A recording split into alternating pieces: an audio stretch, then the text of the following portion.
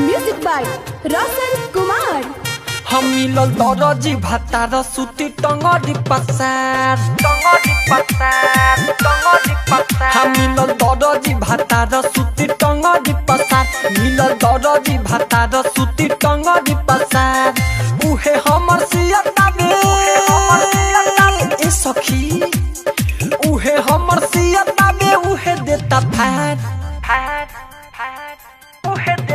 हम मिलल दरजी भातार सुती टंगड़ी पसार मिलल दरजी भातार सुती टंगड़ी पसार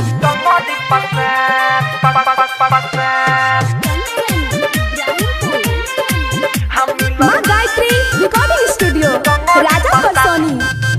म्यूजिक बाय रोशन कुमार। हाँ बटम वाला चोली कबो हुक वाला पेन्ही रे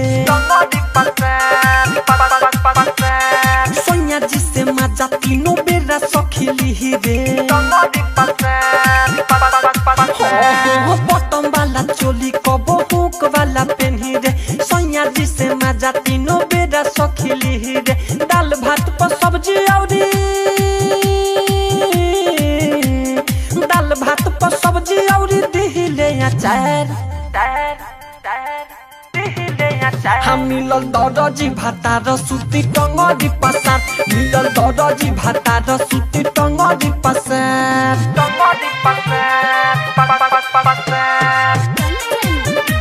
माँ गायत्री रिकॉर्डिंग स्टूडियो राजा परसोनी।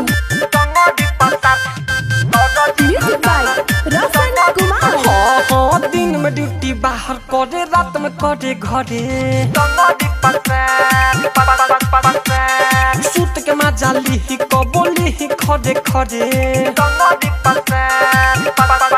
सखी दिन में ड्यूटी बाहर करे रात में करे घरे सूत के मजा ली कबो ली खड़े खड़े इनका जैसन खोजबा बाकी इनका जैसन खोजबा बाकी मिली ना संसार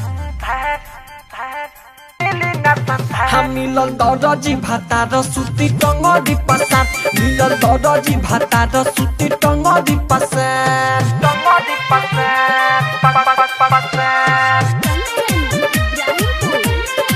हम मिलल टंगड़ी पसार म्यूजिक बाय रोशन कुमार।